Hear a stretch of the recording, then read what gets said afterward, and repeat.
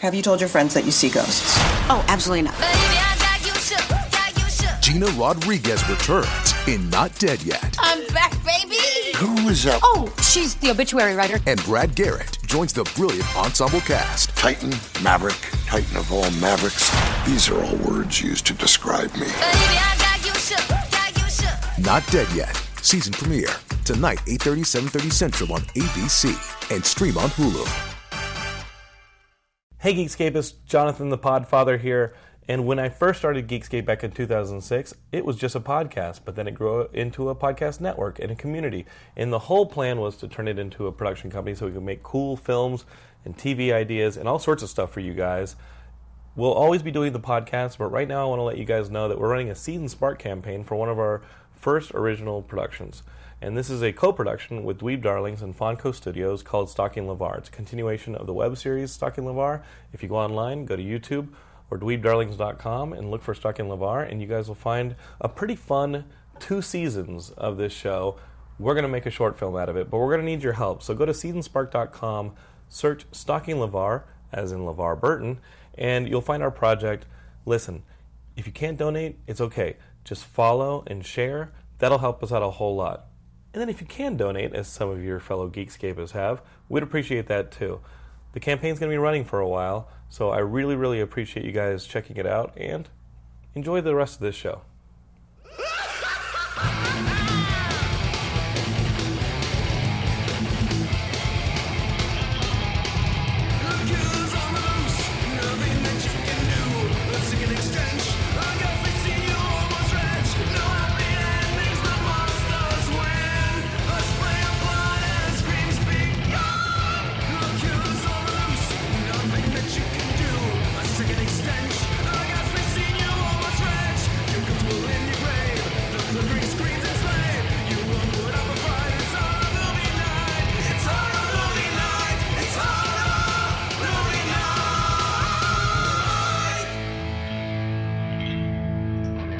Hey everybody, welcome to another episode of Horror Movie Night. This week we are discussing the first movie that Brian has ever picked for the show. So, you know how Stephen King would sue people for putting his name on the front of a movie that was less than good quality? Turns out Clive Barker doesn't have the same type of attitude, because he was very proud to display Clive Barker above The Plague from 2006. Hey Brian, how about you explain to us, this is your big first pick. What deep thought process went into really trying to impress your co-hosts here? So, I looked at my DVD collection and I found The Plague 4 years ago, and I never watched it. I found it at Goodwill. I spent like $2 on it. I said, oh, that's an excuse to watch it. And boy, I was not disappointed. It was a great time.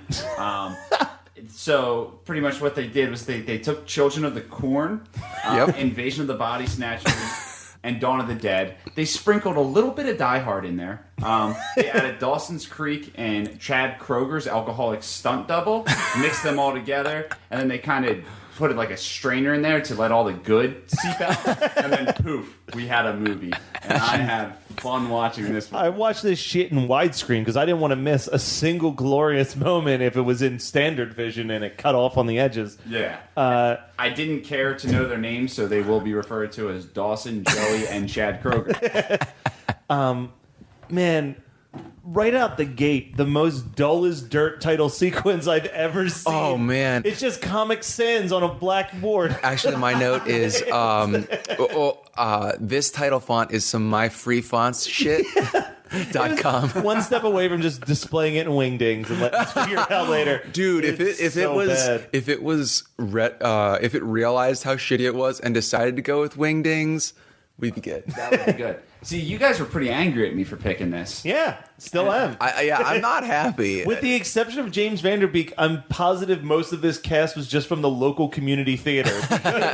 And James Vanderbeek was like, I need to method act how to be as bad as the rest of the people in it. Because I know that he acts better than this. Yeah. I've seen Varsity Blues. So, yeah. Every movie you guys have picked this month, there's just been a random synchronized dance scene. And when they upped the ante, it was a random synchronized children's seizure scene where 30 kids at once had a seizure in succession. It was beautiful. Yeah, but is music over it? There's a handful of moments that I will actually say.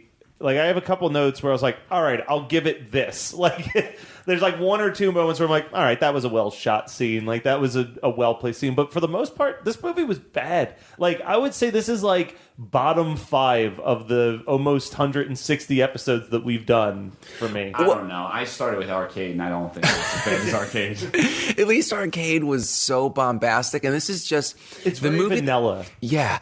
What you're missing in your, I will give you that your presentation of what this movie is solid. It actually sells what the movie is more than the actual movie is, and so I'm angry with you for that because people can be like, yeah, I should spend $3 and watch this shit. So Wait. I have to say though that this movie is missing the reference that I had for it, which is Left Behind. You remember that Christian apocalypse series? This is Left Behind. Yeah. It's the basic premise, because there's not much of a plot. You could just run through the plot so The plot's fast. in one sentence. All the children under the age of 9 go into a catatonic state, and twice a day they get a bad case of the jitterbugs, and then after That's how they stay. That's how their bodies are like. You know how in Halloween they're like, Halloween 4, they're like, he's been comatose for 15 years or 10 years, whatever it is. His muscles would be completely useless. And then Dr. Limbs is like, he was doing very well last night. That whole thing. It's like that's how they stay able the to use seizures are just building up muscle mass. Yeah, they get swole. Oh, that's why. That's what. I was really upset that they didn't have like a Willy Wonka and the Chocolate Factory with his grandpa getting out of bed for the first Willy time. Wonka and the Charlie Factory would have been a really upsetting movie. Yeah, we're just gonna mix these two together. Well, actually, instead of the grandpa dying, who died in Willy Wonka? Every Gene Wilder. child. Every yeah. Well, that's after. But no, if instead in the original book, if it's not like the almost dead grandpa, Charlie dies, and then the grandpa goes to Mr. Wonka and is like, "Make me a new grandson." Oh, I like that. I'll watch I that. Going and Never Been Kissed style, where he just goes dressed as a child. Well, is that not another teen movie when there's the old lady? Yeah. who's just- Yeah. God. What an underrated movie. Oh no! Wasn't I just quoting that shit in the group chat with you guys? I'm sure you quote a lot of things Well, in the group chat. It's hard to keep up with all the reference points. The woman who's she's on the L word and she's like proto Alison Brie, dark hair, blue eyes, super hot. She's the mean girl that's supposed to be the sister. The sister, because the Cruel Intentions reference. yeah. And she goes up to Captain America because Captain America's in that movie, and she's Yes, like, it is. why is it that whenever I tell a guy I can put wherever he wants, he puts it in my ass? And he's like, oh, that is way too much information. And the black dude's like, shit. She goes, oh, no, Jake, too much information would be if I told you that after they were done, I took a huge dump. And then she gets up real close and she goes, on their chest. And that was, I'm pretty positive that was to both of you, not just you. But yeah, I fucking love Not Another Teen Movie, and I'm glad that we got a chance to talk about it now. So yeah, they after 10 years they wake up from their catatonic state, and Is it 10 years or is it 5? 10 years. Oh, because they're like supposed to be 18? It's 19. So it's weird. It's 1983 at the start of the movie, and then it jumps 10 years. So the whole movie's supposed to take place in 1993, which is like really Does weird. that explain why they have really cell shitty phones? clothes? Yeah. Like no cell phones and really shitty clothes? Yeah, because this movie was 2006? Yeah. Yeah, that's weird. But yeah, so now they come back and it's basically The Brood. That's what it is. They come back as killer children. The Brood is way more fun because first of all, that's Cronenberg doing actual horror, and The Brood is on my list. And I'm going to be completely honest with you. I listened to Shockwave's 100, and I think Becca was the one who's championing The Brood, and I was like, yeah, I'll rewatch that for the podcast. Like, it was between that and if I was going to do a Cronenberg, it'd be that or not Shivers. Is it Shivers? What's the Shivers is his first one. and it's like not I've great, never but it's seen the it, sex STD, the STD that makes you want to kill people or whatever. But like I don't really want to revisit that. But The Brood is kind of bombastic, but it's also kind of entertaining. So we could get a good episode out of that. We'll so see what we can do. see what happens in 2020. I got way more than I got 2 years before that's even one of my notes early on in this movie. What's wrong with my baby? Well, it's kind of mean, but I wrote, if that fat blonde child grows up to become James Van Der Beek, I'm done with this movie. 'Cause I didn't know what was going on. I was like, there's no way. There's no way that this kid's going to be in a coma for 10 years and wake up as James Van Der Beek. That's just not James fair. Van Der Beek with his long hair phase. This was the long hair phase. So when was the last... Here's the thing that's weird to me with James Van Der Beek, and let me pitch this to you guys. He has been in jail for however many years. Oh, his character, movie. not reality. Yeah. His character in this movie has been in jail for however many years. So everything that's happening is like brand new information to him, and I feel like if this is a worldwide thing, that information would have gotten into jail. Was it new information? He's like, what's the seizure shit? And they're like, oh, it happens every 2 days. Like, he had no clue what's going on. It's because he was Mr. Exposition. It's they took half of a semester of how to make a movie, and they're like, oh, you're supposed to say it instead of, or they're supposed to show it instead of say it. But then they kind of missed the part where you're not supposed to say it and show it. Yeah. And they're like, let's just cover our bases. Yeah, let's explain. He's confused. I love the part where the dad from the beginning, is that his uncle? I guess all of the relationships in this movie were completely lost on me, except for the fact that he's like related to Joey. That's all I know. And the survivor girl sort of is his ex-wife or estranged wife, but he gets out of jail 10 years on, and he comes back to this childhood home or whatever, and sees his cousin, I think, who is the chubby kid from the beginning. Yeah. And he's like, ugh, and all they've done, like, this movie is shoestring budget to the max. Yeah, dude. I wrote something about the blood in this movie. I said, in 1987, Clive Barker made Hellraiser with some of the most stomach-churning gore I've ever seen in my life. And in 2006, he has red paint. Yeah. He has a can of red for the entire movie. This is Halloween 2 level bad paint, bad, like paint looking blood. But so he comes and he sees the kid, and all the kids is they have some like some powder on their face. Yeah, they look like Dawn of the Dead zombies, like the original. Like really bad. Not we don't even give them Dawn of the Dead. The ones in the background of Dawn of the Dead, where they were like, let's keep them in the back and keep the guys with the purple and blue in the front. They put some rouge and some dark around his eyes, and that's it. It looks like a fucking 1920s like Dr. Cabinet, the Cabinet of Dr. Caligari. Yeah, like that's what it looks like. It looks like Gothic films from that time. Yeah, period. but not good. German not good Expressionism. It's German Expressionism makeup in 2006. I mean, Van Der Beek, I guess we've come full circle. so this guy, he's feeding his son oatmeal, right? Yeah. And I'm like, David Wind, surprise! So he's feeding the kid and explaining like more shit that we don't even need to know, and they want me to believe that the dad reads the entire Grapes of Wrath in a night. Yeah, no. Yes. Because that Grapes of Wrath is maximum 200 pages, no. right? And Grapes of Mice of Men, totally. It's like 98 pages. Yeah, but Grapes of Wrath is like 700 pages. I'm pretty sure that Grapes of Wrath is a big book. And it so is they're a big, like, I tried to read it. It's not... It ain't a page turner. No, you don't read that in a night, and you're like, huh. And so I get what they're... The opening of Lady Bird, they're listening to it on a book on tape, and they said it took them 14 hours. If it takes 14 hours to listen to someone read it to you... It's going to take at least longer than that to read the shit. Yeah, because you got to take breaks and everything. But, like, can you guys explain to me... It's been a while since... I understand the Grapes of Wrath, but it's supposed to be about the Dust Bowl, right? No idea. I know it takes place in the Great Depression, and I believe yes. It's the Dust like Bowl, I said, and it's never finished. All I remember about it is that I tried to read it because I really loved Of Mice and Men. So I'm like, oh, let me read the other like infamous Steinbeck. Yeah.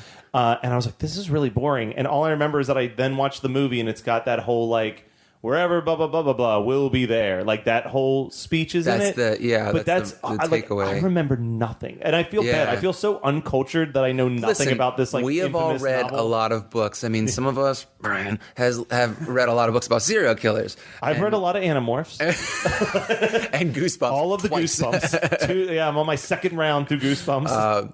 And I've read a lot of fucking Stephen King. I read a lot of Dean Koontz. If we're talking about embarrassing shit that you've read, I brought Cell. I'm reading Cell right now. Yeah, you're giving him way too much credit for reading anything after like Rose Madder. But okay, I'm trying to read all of the Stephen King books, which is going to be something that I can't complete until he dies because he puts out like 4 books a year.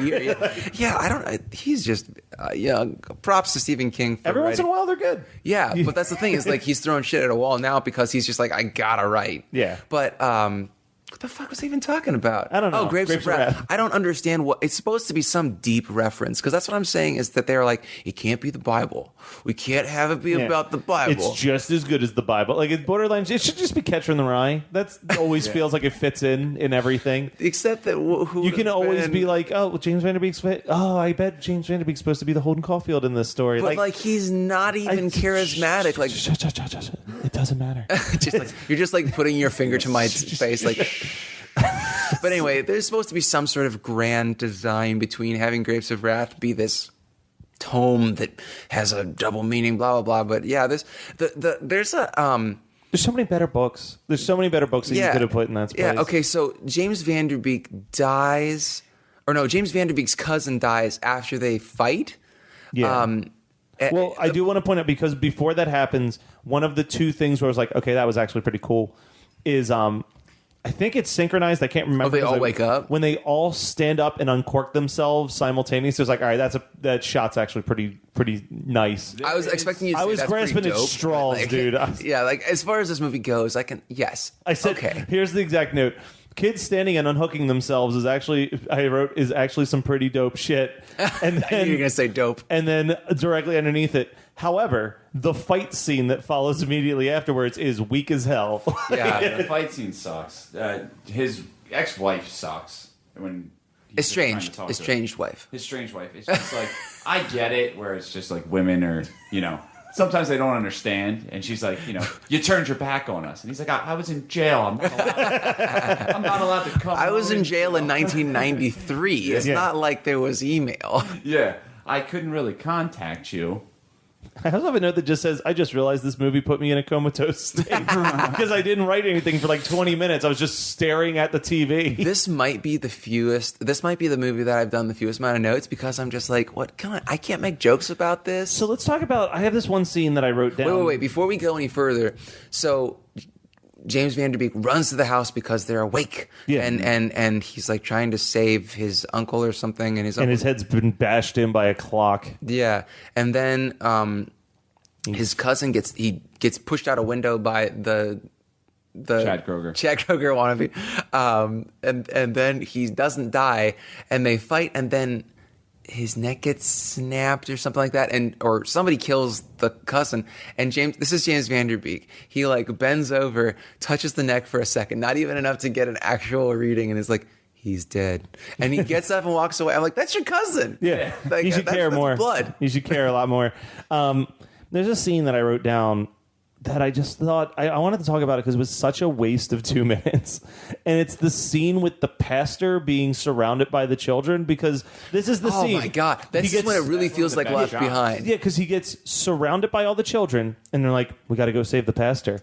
And then they kill the pastor. Yeah, the pastor dies and then they just go, guess we didn't save the pastor. And then the movie just keeps on moving. But the scene when they snap the pastor's neck and it's just that kind of long shot of the kid just sitting there, the wide shot, that's actually a really good shot. It's like it should be in one of the better Children of the Corns. Yeah. And I don't actually know what a good Children of the Corn is because I don't love the first one. No. It's kind of fun to watch in a nostalgic, like, okay, I want to watch a 70s movie kind of thing. Mm-hmm. But I don't think I've ever really watched any of the other ones. I've watched pieces on YouTube, and I feel like the other ones just get more crazy. There's a sweet part, and I want to say it's number 4. I don't know why that's coming to mind, but there's a sweet part in one of them where they talk about He Who Walks Behind the Rose, and it's actually like a scarecrow monster thing, and it like burrows under the ground, kind of like a tremor. Oh, you know, I want to say that's in 4. Is there a part? Because I don't think I've ever watched any but the first one, but I remember the commercials a bunch. Is there like one where like a hose turns into a snake while it's like attached to a faucet or something? Or am I just thinking of The Craft? No, that doesn't happen in The Craft. Well, no, the snake's coming out of a faucet. Is that in The Craft? Towards the very end when everything's getting when shit Robin like Tunney crazy. is like, yeah. What movie was it where we saw the dad from The Craft? And it took me like the entire episode to Now I'm going to have to try and remember what that movie was, so that's not going to happen. No, it's all right. So here's a question. So first of all, we meet with Claire. I only know it's Claire because I wrote down her name. Claire and the guy. Claire is like the zombie whisperer. Yeah. You know? They do some, I don't know. They have this whole scene where they introduce like 8 people in And the they hospital don't and last just more kill than- them. yeah. They just, like, there's so many unfulfilled thoughts in this movie. Like, Yeah. it's very... So I've talked about it before, but there's a comic book called Axe Cop that was written by an 8-year-old kid. Like Yeah, the you talked about it. I think that was like year 1. You talked about Axe Cop. So Axe Cop was that there was a comic book writer, and he was talking to his little brother one time, and his little brother was going on and on about Axe Cop. So he just took out a recorder and recorded his brother telling the story, and then wrote the story verbatim as his brother told it and animated it, and it became like this really popular like miniseries. So weird. The thing that's great about Axe Cop is that if you've ever had any conversation with a child, you can tell that it's written by a child because so many ideas are presented and then immediately changed like right away. Like it's like Axe Cop had nowhere to go, and then he remembered the secret passageway. It's like stuff like that. It's like the complete Everything's a opposite of this. non-sequitur, Yeah, like it's like someone was like, I have all these ideas, but I don't want to follow through with them. Maybe they just didn't have the time. I don't know. Or the budget. They couldn't pay that many people to be on Dee set. Wallace is in this movie. What? Yeah, Dee Wallace is the mom who gets killed by the daughter in the church. Oh. And I love you, Dee Wallace. I love you to death. I got to meet her at Mania in the spring. Sweetest woman ever. But why was she in this? There's only one. I'm looking at my notes. There's only one like gore effect that I think actually looks pretty decent. If it's the thing that I'm going to make a joke about, I'm going to be real mad at you. Is it when the kid gets shot and he's shirtless? So like he's laying on the ground. There's like constantly blood pulsating out of the bullet hole on his chest. I don't remember. I was like, I think it was because at that point I was just like, I can't believe that there's a thing that looks semi decent in this movie. Like, Well, for me, the fake CGI gunshot and smoke. They didn't even have a fucking squib or a blank. They literally had somebody hold a fake shotgun and just go bang, and then they added smoke and a blast like in After Effects, like old school After Effects. This is 12-year-old After Effects. there's a scene that made me laugh my ass off though, where a character like cocks a gun and then just swings the gun like a bat at somebody's head. I was like, I believe what it's because the gun was empty. I don't know. There I'm like, was what the logic fuck to is that. happening Yeah, here? It was like a Family Guy joke. when they broke Chad Kroger's leg. Yeah. I have that note. Screamed more than anyone has ever screamed in a horror movie from like an injury, from a leg injury. I thought that his leg was ripped off with the level of screaming that was happening. He was like, "Now's my time." So when they're gonna reset it, because somebody is a nurse, always. Is it bad? Is it real bad? Yes, guy. This movie is real bad. Is what my note is. My last note, because we're at the point where I've done all of my notes, just says I've never felt less about a movie. Yeah, I don't hate this movie. Yeah, I'm was so man. blasé about it. Like it didn't fill me with rage. Like the first 10 minutes, I was like, this is another 130 or another hour and 30 minutes of bullshit. But then I get into the pace of it, and I'm like, it's just so mediocre that I can't be upset about it. This is coming soon to a convention near you. Like, I bought this bad boy, and just like when I bought Wrong Turn 6 and the St. Francisville Experiment, like this isn't even getting a single moment of sitting on my DVD shelf. Yeah, this is going straight into the to sell box. Okay, so I enjoyed parts of St. Francisville. I was apologetic for making us watch it. I hated Wrong Turn 6. This movie didn't make me feel anything. Yeah, that's just like I but was I think bored. that's what bothers me more is that, you know, I had gotten to a point where I was like, we can talk about any movie. We're so good at this. And then we're getting a relatively good episode out of this, but it's just like you can tell that Brian got 2 hours of sleep in a car. Well, and I'm like, because I'm like, man, we're doing really good. We haven't had like a 30-minute episode in a really long time, guys. I think we're going to be having a 30-minute episode for the break. We're going to pack this shit full of. Although we're at 25 minutes, so we're actually. And then we're going to do like a good 20 minutes of what did we watch. Yeah, we'll backload it. So there was. I don't know why I have this note, but I think that this is the way I wanted to say it to you guys. What do you got there? Body of Christ? You want some? I don't know. I think it was after Dee Wallace gets murdered. So it doesn't even matter. I think this is what my joke was. In Dennis the Menace. Yes. Christopher Lloyd. Yeah, he's like the weird dude that's trying to kill Dennis the Menace. Yeah, he's eating an apple and he takes a bite and he sees that weird little kid with the cross eyes or whatever and goes, "What do you got there, sport?" And the kid holds up an apple. Oh, he's not eating the apple, the kid is. And he goes, "What do you got there, sport?" And the kid's goes, "Apple." My friends and I used to say that all the time, but I think that was the "what do you got there" was like me doing my Christopher Lloyd impression. So. I haven't seen Dennis the Menace since it came out on video, I think. Yeah, I saw that shit when it came out on video. I was really excited because I was like, oh, this will be fun. I was probably 10 or 11 or something. It's not fun. No. The only good part of it is that, and then when he force feeds an entire can of beans to Christopher Lloyd and he farts and it makes the campfire blow Which is up. like a joke that's been done in every kids movie from 1993. But it never gets old. No, even as I'm 35 and that's still You're like laughing, explaining the scene. That's what it was like in the writer's room. Yeah. The 35-year-olds were like, "This is gonna be fucking great." So the priest that gets murdered in the plague, he has. Oh, they're stealing their souls too. That's like That's thing the that whole just point. gets Is revealed. like, he don't let them get my soul. Don't let them take me. But he's like, "I'm not ready." This is so the priest gets murdered. The kid puts his hand over the guy's eyes and then cracks his neck or something, and he dies. And they've taken your soul. If they take you that way, I guess. I think murder is one thing, but taking your soul is when they get you in the gentle, hands-on effect.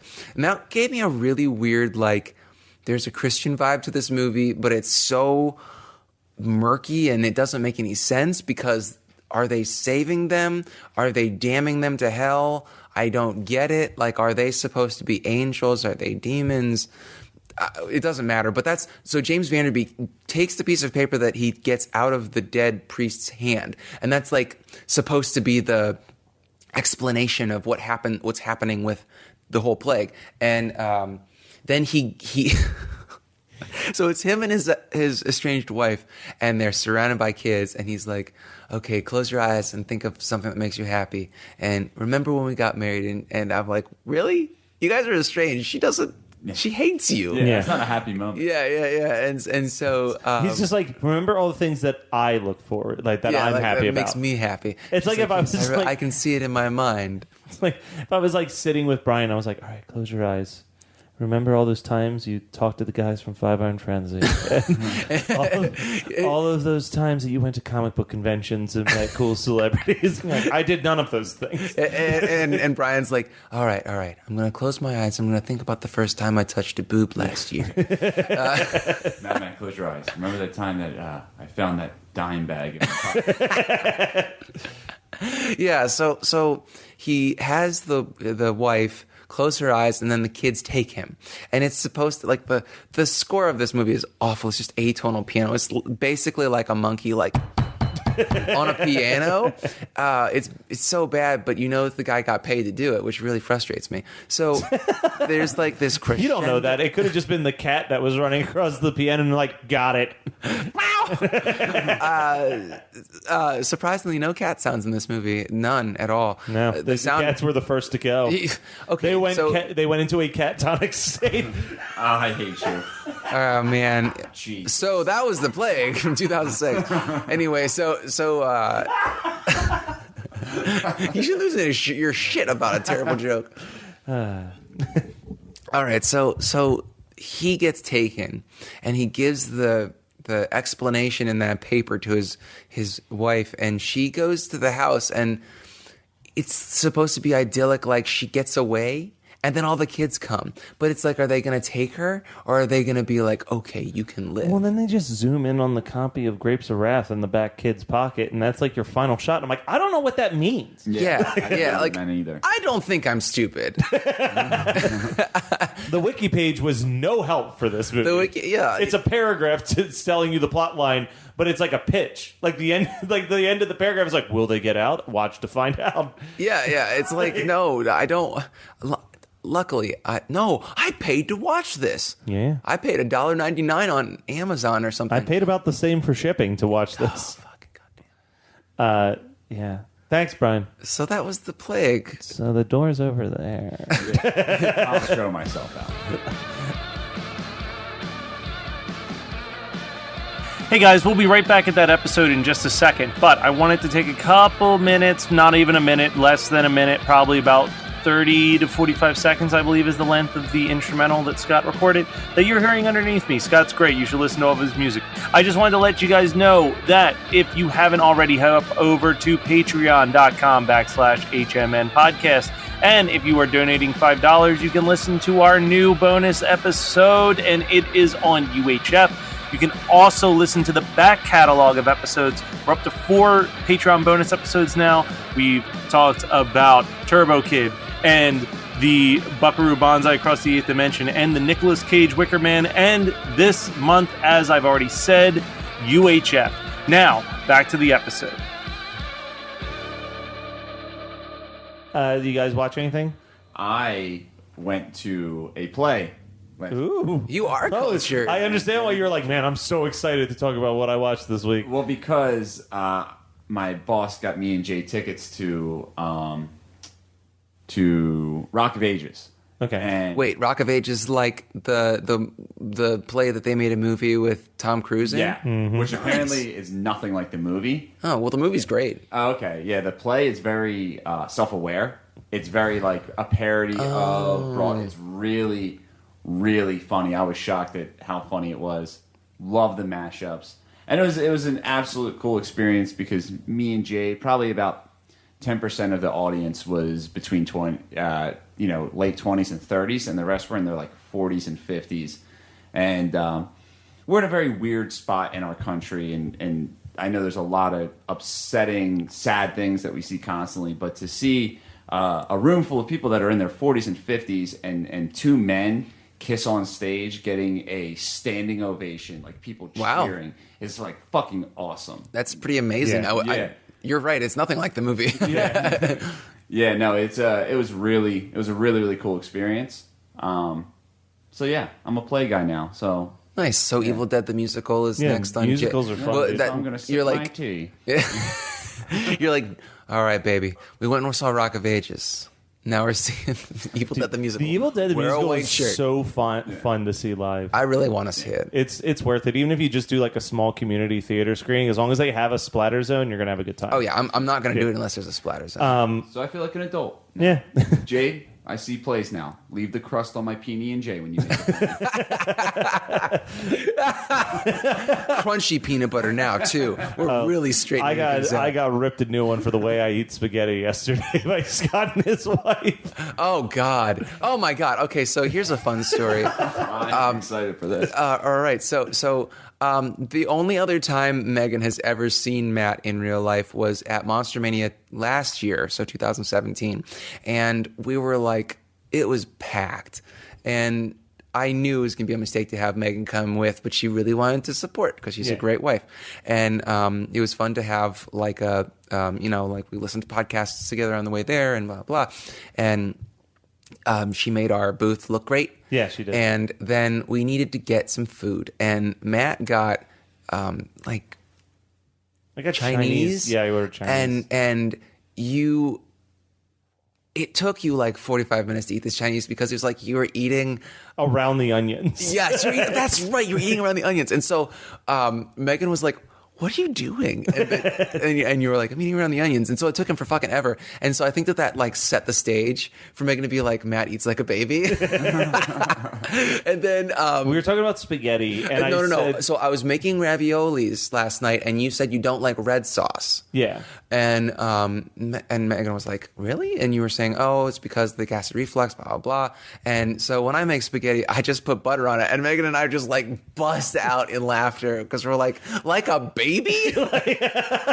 Literally, it was two simultaneously they both said it. There's nothing I love more than to mock Matt for being a child, but I fucking love a good old bowl of buttered spaghetti. When Megan comes back from volunteering today, I'm going to tell her. So I bought Megan a hotel room for tonight so that she wouldn't be around for the marathon, and I'm so glad because she would be like, what the fuck is my life? Like, I have both the two Kelly boys in the house. I think that we were twins with the way that we have like similar things. Like, yeah.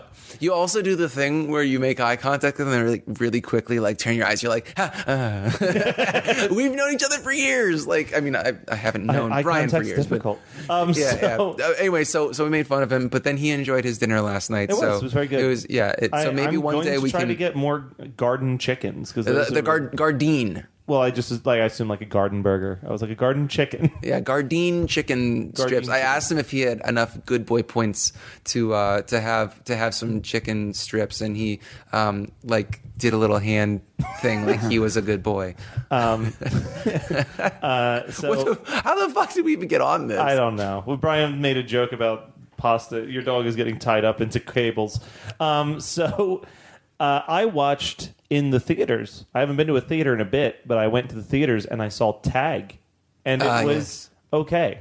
It was absolutely okay, as I think how you said it I mean, the best way to describe it is if you're a fan of the first Hangover, if you're a fan of the first Hot Tub Time Machine, then you will be a fan of Tag. Like, it's a super... I loved the first Hot Tub Time Machine, but I have no interest in watching Tag. And it's even got my boy in it. Yeah, it's basically one of those movies, and I compare it to those movies because they are movies that, all in all, the plot lines to Hot Tub Time Machine and Hangover are fairly stupid. But the reason that Hot Tub Time Machine's really funny. Yeah, but the reason that they're funny is just listening to 3 or 4 really funny people have really funny conversations that are situational to what's going on.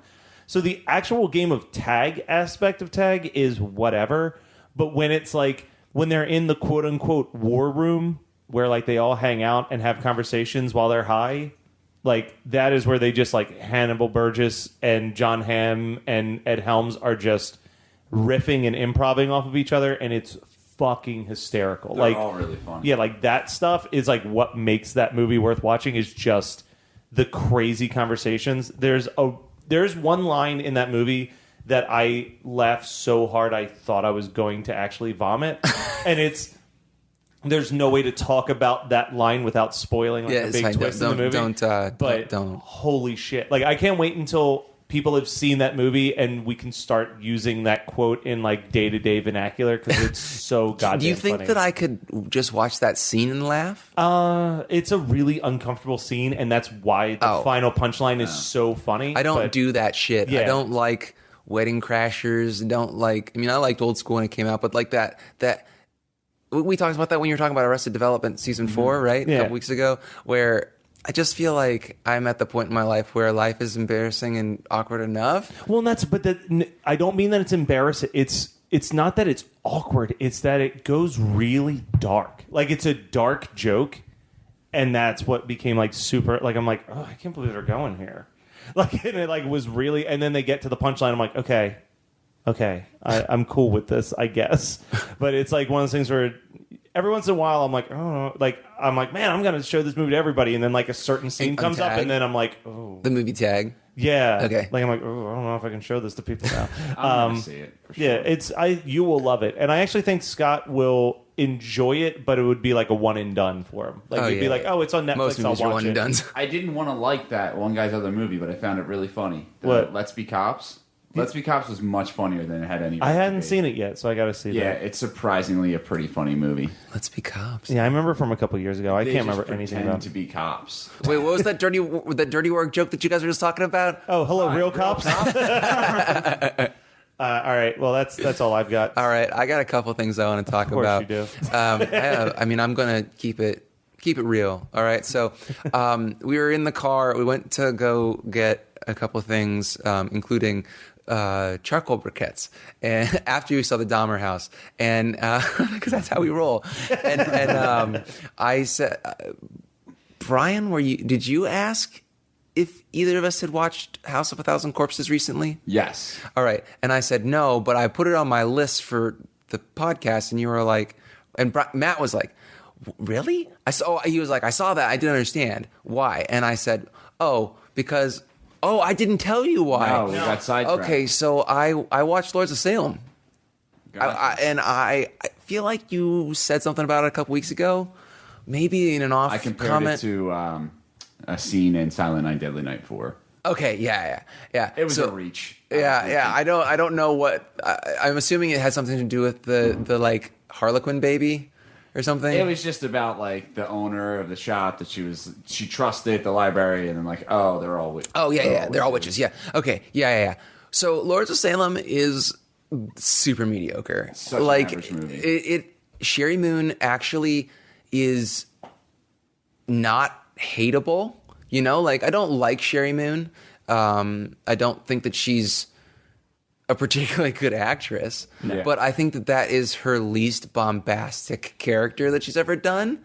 And I don't know. That movie is a hot mess as far as like the logic. So the best description I ever heard of Lords of Salem was Elric on Shockwaves, where he said, it's not a good movie, but when I watch it, it makes me think if this was like a rare film from the 70s that I rented as a kid in the 90s, it would be like one of my favorite movies. But that's what Rob Zombie tries to do every time. That's what he tries to do every time. But I think that this was the most successful he's done at making a film that actually does just feel like a garbagey 70s film. But that's actually why I brought up House of a Thousand Corpses, but I'll let you. Okay, yeah. We'll eventually discuss House of a Thousand Corpses. I do think that it's time for me to revisit that. It's been like a good decade. I think it's time. I'm sure we can get a good episode. We can get a great episode out of the last 5 minutes of that movie, like minimum. So Lords of Salem was kind of cool. I think that they actually did film it on location in Salem because I recognized a couple spots. I don't know if they did the whole thing there, but there's a statue. It's like a bronze statue that she walks by in one scene. I'm like, I'm almost positive that I've walked past that because I grew up visiting that area of like Massachusetts and New Hampshire and things like that as a kid every summer, and we would go to Salem all the time. Like Megan and I, for our 1 year wedding anniversary, went up to Salem because she's awesome and spooky, and we went to like the witch houses, and we went to the jail. Salem is a really, really cool city, and it still feels like a small town, like New England town, like a Stephen King movie or book could actually happen in Salem still, even though it's pretty touristy. Yeah. But don't go in October. It's really, really packed in October. But yeah, Lords of Salem, not terrible. I feel like there were a lot of cool visuals, but the concepts were just there. He was throwing shit at a wall. I think he's just like, it was like he wanted to do a music video and a movie, or like 4 music videos and a movie. That was like honestly the only thing I really liked about it was the one music video scene where it's just like there's even like a claymation scene. I think it's when she's being sacrificed. Oh yeah, that's near the end. Matt keeps putting Brian like gets further and further away like this, and then Matt puts his hand on his shoulder and he just comes back like real slow. So it seems like it's just kind of like an LFO sound that we got. You can't hear yourself in the headphones. It's not recording. Gotcha. It's just, I'm used to this. Yeah. So anyway, Lords of Salem, mediocre at best. I will never watch it again, but I'm glad that I watched it so that I had some sort of feeling about his, besides his, like, because I've seen House of a Thousand Corpses. I saw Devil's Rejects in theaters and hated it. I saw Halloween and Halloween 2 in theaters, was very disappointed. I feel like Lords of Salem is that type of movie where you watch it, and even though you don't like it, you're kind of like, I wish Rob Zombie made more movies like this. Like takes more chances to do things like this and less 31 and Halloween movies. Well, the theory behind 31 was it was just like he has to make something because he lost the Flyers. Yeah, it's movie. like, I want to make this movie, and they're like, no. And you're like, all right, fine, you want a fucking horror movie? Here's a fucking horror movie. Yeah. All right, so, and I want to talk about one other movie that I watched, Dagon from 2001. Oh, nice. Yeah. Have you guys seen it? I've seen it. Okay, I watched it. I started watching it because I thought, I bet that we could get a good episode out of it because it's a Stuart Gordon movie and it's H.P. Lovecraft and it's not ever going to be discussed on the podcast. It is so mediocre. Yeah, it's not a great movie, but it's and Mick Garris was. I don't think that he was involved with it, but he was talking about it. Maybe it was when he had Stuart Gordon on. A lot of people like that movie. I think people like the movie not because it's a good movie. I think a lot of people feel like if you're a fan of H.P. Lovecraft, it's the one that feels the most accurate to like his tone. I guess that. This is going to make me sound like a real... It sucks because we have that anthology rule, which I still stand by, but I would love to do Necronomicon. It is a really, really good movie. And it's got Jeffy Combs in it with a prosthetic nose. Have I talked about it on the podcast? You've talked about it on the podcast, then I bought a bootleg of it at Monstermania, and I was like, man, this movie's so good. I would absolutely talk that. That's like one of the best anthology films out there, and like no one talks about it. I've never seen it. We'll save it because I feel like we'll be able to figure out a way to work it into an episode. But it won't be a regular. 1 full month we'll just do each story. I bet we could get an episode out of each one because Necronomicon really feels like the tone that Lovecraft's stuff did. I feel like Dagon looks it doesn't have the tone. In my opinion, it doesn't have the tone because a lot of what Lovecraft does is existential horror. So it's kind of like he doesn't talk about the way a monster looks. Like Clive Barker did that shit too, which always bugged me as a kid because I didn't read Lovecraft until I was in high school. But in junior high and like 5th grade or whatever, I started reading some Clive Barker, and he would always be like, "Oh, it was too horrible to imagine," kind of thing. And it's a very Lovecraftian thing. Lovecraft does it because it's basically like you see these creatures that break your brain, and it's about like nothing you do can stop. There are forces at play that humans try to stop, but you cannot. So Dagon is based on The Shadow over Innsmouth, I believe, and it's because Dagon is an actual short story. It's one of his first short stories. The Shadow over Innsmouth is a much different story, and it's much more about like the cultists of Dagon, and I feel like the movie follows the storyline pretty well from what I remember because it's been a long time since I've read that. I just read Dagon. Because at an estate sale, I found a bunch of these 1960s collections of his short stories outside of the Cthulhu mythos, because Dagon actually lives outside of it. Like, Dagon is separate from Cthulhu. But I think that Shadow over Innsmouth with the cultists and things like that, it's more about like human horrors where they're being turned into monsters and these characters are trying to like run away and save themselves. It's not about in Dagon and in things like At the Mountain of Madness and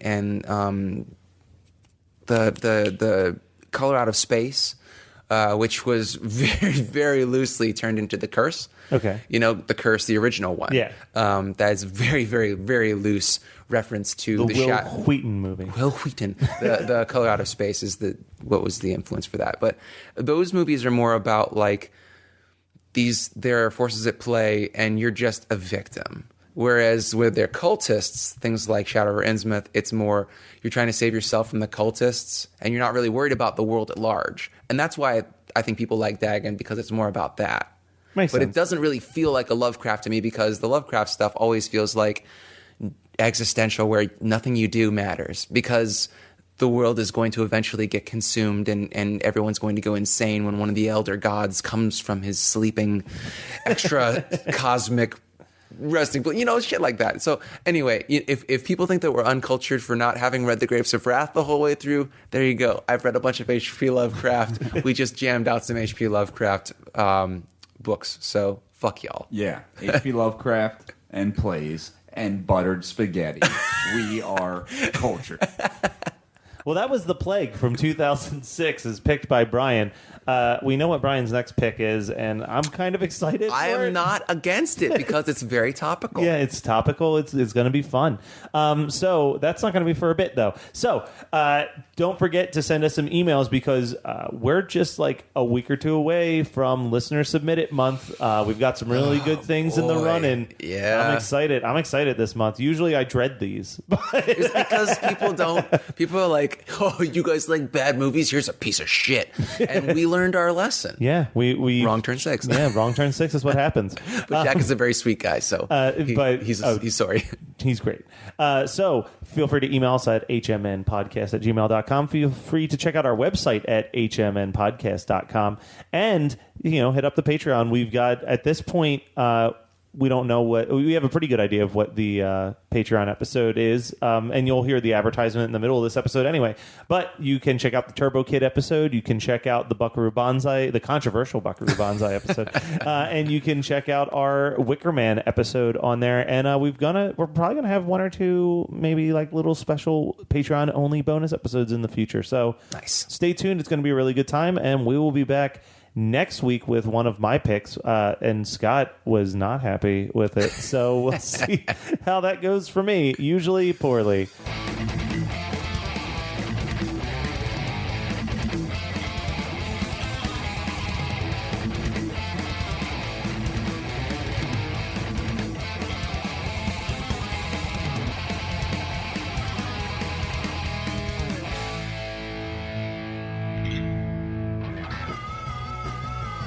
You're listening to the Geekscape Network.